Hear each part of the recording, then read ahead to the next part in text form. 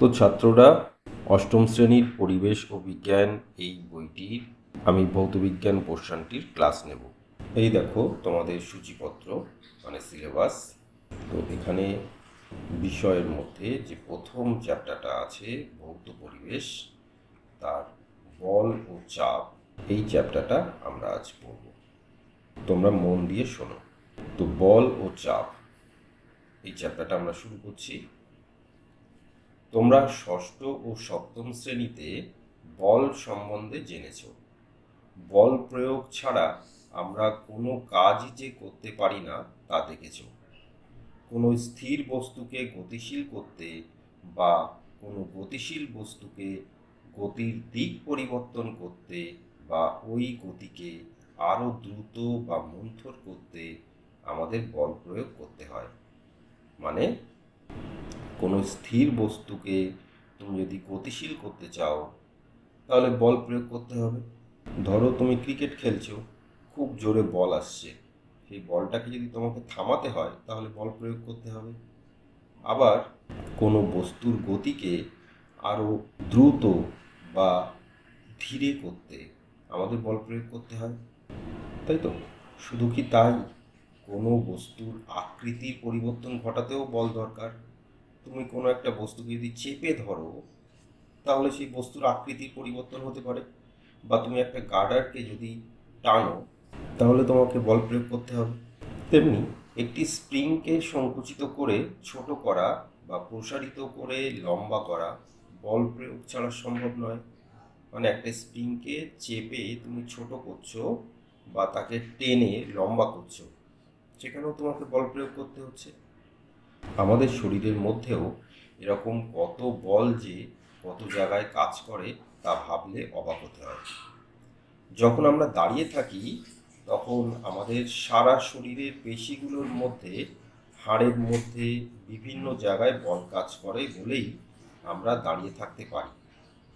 তোমরা যদি তোমাদের চারপাশে ঘটতে থাকা নানা রকম ঘটনা নিয়ে নিজেদের মধ্যে আলোচনা করো, দেখবে বলের ক্রিয়ার এরকম আরও অনেক কথা তোমাদের মাথায় আসবে। কোথায় কিভাবে বল ক্রিয়া করছে তা ভেবে তোমরা মজা পাবে। বল ও গতি বিষয়ে বিজ্ঞানী আইজ্যাক নিউটন আমাদের যে 3টি সূত্র বলে গিয়েছেন তার সম্বন্ধে সপ্তম শ্রেণীতে তোমরা জেনেছ। চলো আরও একবার দেখি এই সূত্রগুলি থেকে আমরা ঠিক কি কি শিখেছি। প্রথম সূত্র থেকে আমরা শিখেছি একটি বস্তুর ওপর কোনো বল কাজ করছে কিনা তা বুঝতে বস্তুটির বেগ বদলাচ্ছে কিনা তা দেখতে হয়। বস্তুর বেগ না বদলালে বা বস্তুটি থেমে থাকলে বুঝতে হবে যে ওই বস্তুর উপর কোনো বল কাজ করছে না, বা বস্তুটির ওপর ক্রিয়াশীল বলগুলির যোগফল শূন্য। মানে কোনো বস্তু যদি থেমে থাকে তার মানে বুঝবে যে হয় ওই বস্তুটির উপর কোনো বল প্রয়োগ করা হচ্ছে না, অথবা বস্তুটির উপর একাধিক বল প্রয়োগ করা হলেও সেই বলগুলির যোগফল শূন্য। মানে যেমন ধরো তোমার দু হাত ধরে দুই দিকে দুজন টানছে, তুমি একটুও সরছ না, তার মানে কি তোমাকে দুই দিকে দুইজন সমান বল প্রয়োগ করে টানছে। এবার যদি একজন কম বল প্রয়োগ করে একজন বেশি বল প্রয়োগ করে তাহলে কি হবে, তুমি যে যে বেশি বল প্রয়োগ করছে তুমি সেই দিকে সরে যাবে। আবার বস্তুটির যদি বেগ না বদলায়, অর্থাৎ বস্তুটা যে বেগে যাচ্ছিল যদি সেই বেগেই যেতে থাকে, তাহলেও বুঝবে বস্তুটির উপর কোনো বল কাজ করছে না। দ্বিতীয় সূত্র থেকে আমরা শিখেছি কোনো বস্তুর উপর প্রয়োগ করা বল যত জোরালো হবে প্রতি সেকেন্ডে ওই বস্তুর বেগের পরিবর্তন মানে ত্বরণও তত বেশি হবে। অর্থাৎ কোনো বস্তুর উপর যত জোরে বল প্রয়োগ করবে বস্তুটার বেগের পরিবর্তন বা ত্বরণ তত বেশি হবে। বল যদি দ্বিগুণ হয় ওই বলের জন্য উৎপন্ন ত্বরণও দ্বিগুণ হবে। মানে বলটা যদি তুমি বাড়িয়ে, এখন যে বলটা দিচ্ছ যদি বলটা দ্বিগুণ করে দাও তাহলে বস্তুটার বেগের পরিবর্তন অর্থাৎ ত্বরণটাও দ্বিগুণ পরিমাণ হবে। দ্বিতীয় সূত্র থেকে আমরা এটা বুঝেছি যে যখন একটি বস্তু অন্য আরেকটি বস্তুর উপর কোনো বল প্রয়োগ করে তখন একই সঙ্গে দ্বিতীয় বস্তুটিও ওই প্রথম বস্তুর উপর উল্টো দিকে সমান মানের বল প্রয়োগ করে। অর্থাৎ তুমি যদি দেওয়ালকে ঠেলো, দেওয়ালও তোমাকে উল্টো দিকে ততটাই বলে ঠেলবে। তুমি দেওয়ালকে ঠেলছো, এই বলটাকে বলা হয় ক্রিয়া বল, আর দেওয়াল তোমাকে বিপরীত দিকে সমান বলে ঠেলছে, এই বলটিকে বলা হয় প্রতিক্রিয়া বল।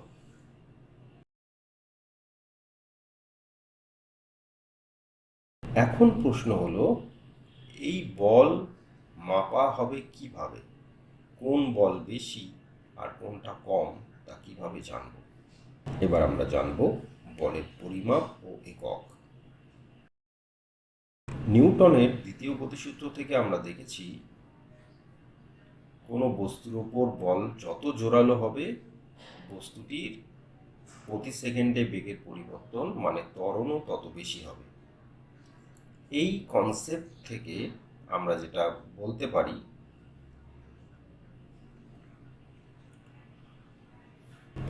বল সমান বস্তুর ভর ইন্টু বলের প্রভাবে বস্তুতে উৎপন্ন ত্বরণ।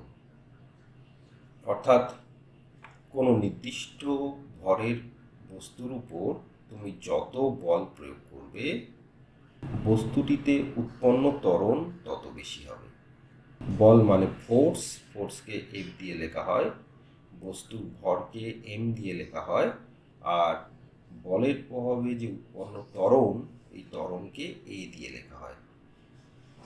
বলের এসআই পদ্ধতিতে একক হলো নিউটন, নিউটনকে এন দিয়ে লেখা হয়, অর্থাৎ এসআই পদ্ধতিতে বলকে মাপা হয় নিউটন দিয়ে। এখন 1 নিউটন বল মানে কি? দেখো, এই বস্তুটির ভরকে 1 কেজি করলে এফ সমান এ হবে। অর্থাৎ 1 কেজি ভরের কোনো বস্তুকে যে পরিমাণ বল প্রয়োগ করলে তার ত্বরণ হবে 1 মিটার পার সেকেন্ড স্কোয়ার। ত্বরণের এসআই পদ্ধতিতে একক হলো মিটার পার সেকেন্ড স্কোয়ার। সুতরাং 1 কেজি ভরের কোনো বস্তুতে যে পরিমাণ বল প্রয়োগ করলে তার ত্বরণ 1 মিটার পার সেকেন্ড স্কোয়ার হবে, সেই পরিমাণ বলকে বলা হয় 1 নিউটন বল। এবার দেখো, তুমি যখন একটি 1 কেজি ভরের বাটখারাকে হাতে ধরে রাখো তখন তোমার হাতে ওই বাটখারাটি যে বল প্রয়োগ করে তার মাপ হলো প্রায় 9.8 নিউটন। অর্থাৎ তুমি 1 কেজি ভরের একটা বাটখারাকে তুমি যদি হাতে ধরে থাকো তো তুমি জানো বাটখারাকে পৃথিবী টানছে নিচের দিকে, তাই তোমার এটা ধরতে কষ্ট হচ্ছে। তো এই 1 কেজি ভরের বাটখারাটি তোমার হাতের উপর যে বল প্রয়োগ করছে নিচের দিকে, সেই বলের পরিমাণ হলো 9.8 নিউটন। প্রশ্ন হলো, এই বাটখারাটি কেন বল প্রয়োগ করছে তোমার হাতের উপর? কারণ এই বাটখারাটিকে পৃথিবী তার নিজের কেন্দ্রের দিকে টানছে অভিকর্ষ বল দ্বারা। পৃথিবীর এই অভিকর্ষ টানকেই বলা হয় বস্তুর ওজন। অর্থাৎ কোনো বস্তুকে পৃথিবী যত বল দিয়ে টানবে সেই টানটি হলো ওই বস্তুটির ওজন। তাহলে বাটখারার নিজস্ব ওজনের জন্য বাটখারা তোমার হাতে বল দিচ্ছে, সেই বলের মান কত? 9.8 নিউটন। তুমি একই রকমভাবে সুতোর সাহায্যে তুমি একটা ইটের টুকরো হাতে ঝোলালেও দেখবে এই ইটের টুকরোটি তোমার হাতের উপর বল প্রয়োগ করছে। তাহলে ভেবে দেখো, বাটখারা বা ইটের টুকরো স্থির রয়েছে কেন? অভিকর্ষ বল প্রয়োগ হওয়া সত্ত্বেও কোনো ত্বরণ সৃষ্টি হয়নি কেন? তাই তো, বল প্রয়োগ করলে তো ত্বরণ সৃষ্টি হবে, মানে বস্তুটির বেগ বৃদ্ধি পাবে বা হ্রাস পাবে। তো এখানে তো বল প্রয়োগ করা হচ্ছে, তবে বস্তুটির মধ্যে কোনো ত্বরণ সৃষ্টি হয়নি কেন? তাহলে কি ওদের উপর অন্য কেউ পৃথিবীর টানের উল্টো দিকে কোনো সমান বল প্রয়োগ করছে? মানে তাহলে কি এদের ওপর এই বস্তুগুলির উপর পৃথিবীর অভিকর্ষ টানের উল্টো দিকে মানে উপরের দিকে কেউ বল প্রয়োগ করছে? ঠিক ধরেছ। বাটখারার ক্ষেত্রে তোমার হাত আর ইটের টুকরোর ক্ষেত্রে সুতো ওই উল্টো দিকে বল প্রয়োগ করছে। পৃথিবীর অভিকর্ষ টানে যখন বাটখারা বা ইটের টুকরো নিচের দিকে যেতে চাইছে, তখন বাটখারাটির হাতের উপর আর ইটের টুকরোটি সুতোর উপর নিচের দিকে একটু বল প্রয়োগ করছে।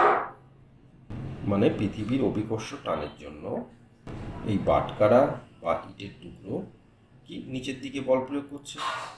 তো এই ক্ষেত্রে বাটখারাটি হাতের উপর এবং ইটের টুকরোটি সুতোর উপর বল প্রয়োগ করছে। ফলে নিউটনের তৃতীয় সূত্র অনুযায়ী হাত ও বাটখারার উপর নিচ থেকে উপরের দিকে এবং সুতো ও ইটের উপর নিচ থেকে উপরের দিকে সমান মানের বল প্রয়োগ করছে। অর্থাৎ এই বাটখারাটি হাতের উপর ঠিক যতটা বল প্রয়োগ করছে নিচের দিকে নামার জন্য, হাত ও বাটখারাটির উপর বিপরীত দিকে সমান মানের বল প্রয়োগ করছে। আবার একই রকমভাবে এই ইটের টুকরোটি নিচের দিকে নামার জন্য সুতোর উপর যে বল প্রয়োগ করছে, সুতোটিও ইটের উপর বিপরীত দিকে মানে উপরের দিকে সমান মানের বল প্রয়োগ করছে। তাই দুটি সমান বল উল্টো দিকে কাজ করায় ইট বা বাটখারার উপর মোট বলের মান 0 হয়ে গেছে। ফলে কোনো ত্বরণ তৈরি হয়নি। অর্থাৎ এই যে ইট বা বাটখারাটি হাতের উপর যতটা বল দিচ্ছে, হাত বা সুতো সমান ও বিপরীতমুখী বল প্রয়োগ করছে, তার ফলে মোট বলের মান 0 হয়ে গেছে। ফলে কোনো ত্বরণ সৃষ্টি হয়নি। ত্বরণ তৈরি না হলেও দুটি সমান মানের বল উল্টো দিকে কাজ তো করছে। এই বল দুটিকে মাপার উপায় কি? চলো পরীক্ষা করে দেখা যাক। এটা হলো একটা স্প্রিং তুলা। এই স্প্রিং তুলার নিচে একটা হুক লাগানো আছে। এই হুকের সাহায্যে তুমি কোনো বাটখারা ঝোলাতে পারো। তো যখনই আমি একটা 1 কেজি ভরের বাটখারা ঝোলালাম, তখন স্প্রিংটা লম্বা হয়ে গেল। যে স্প্রিংটা ছিল এইটুকু, স্প্রিংটা লম্বা হয়ে গেল। লম্বা হয়ে এই পাশে আছে স্কেল, এই দেখো স্কেল আছে, আর এখানে একটা তীর চিহ্ন মতো আছে, এটাকে বলে সূচক। অর্থাৎ স্প্রিংটা কতটা লম্বা হয়েছে সেটাই স্কেল দিয়ে মাপা হবে। তো এখানে যদি দেখো এই 1 কেজি ভরের বাটখারা ঝোলানোর ফলে এই বাটখারাটির উপর আমরা জানি পৃথিবী 9.8 নিউটন বল প্রয়োগ করছে। সুতরাং এই স্কেলে এই সূচকটি দেখাবে 9.8 নিউটন। আবার এই 2 কেজি ভরের বাটখারা যদি এখানে ঝোলানো যায়, তাহলে দেখব স্প্রিংটা আরও লম্বা হয়ে গেছে। লম্বা হয়ে এই তীর চিহ্ন স্কেলে যে দাগে এসে ঠেকেছে সেটা আমরা দেখে নেব। তো এই স্প্রিং তুলার সাহায্যে আমরা কিভাবে বস্তুর ভর মাপতে পারি দেখো। এই স্প্রিং তুলা 1 কেজি ভরের বাটখারা ঝুলিয়ে দেখলাম যে সূচকটি স্কেলে এই দাগ পর্যন্ত এসেছে। তো এইখানটাতে আমরা 1 কেজি লিখে রাখবো। অর্থাৎ 1 কেজি ভরের কোনো বস্তুকে তুমি যদি টাঙাও, তাহলে সূচক সবসময় এইখানটায় এসে আটকে যাবে। আবার যদি 2 কেজি ভরের কোনো বস্তুকে টাঙাও, তাহলে দেখলাম সূচকটি এখানে এসেছে। সুতরাং এইখানটায় আমরা 2 কেজি লিখে রাখবো। এইভাবে বিভিন্ন ভরের বস্তুকে স্প্রিংয়ে টাঙিয়ে টাঙিয়ে সূচকটি যেখানে যেখানে আসবে সেখানে আমরা বস্তুটির ভরটা লিখে রাখবো। এইভাবে কিন্তু আমরা দেখো এই স্কেলে বিভিন্ন বস্তুর ভর এখানে লেখা আছে। তো এইভাবে আমরা স্প্রিং তুলার সাহায্যে কোনো বস্তুর ভর মাপতে পারি। তুমি যদি এখানে 3 কেজি ভরের কোনো বস্তুকে টাঙাও, তাহলে এই বস্তুটিকে পৃথিবীর নিচের দিকে যে বলে টানছে সেই বলের পরিমাণ কিন্তু হবে 3 × 9.8 নিউটন। কারণ 1 কেজি ভরের বস্তুকে পৃথিবী 9.8 নিউটন বলে টানছে। সুতরাং 3 কেজি ভরের বস্তুকে পৃথিবী 3 × 9.8 নিউটন বা 29.4 নিউটন বলে টানবে। আজকে আমরা এই পর্যন্তই ক্লাস করলাম। পরের ক্লাসে আমরা আলোচনা করব ঘর্ষণ ও তার পরিমাপ নিয়ে।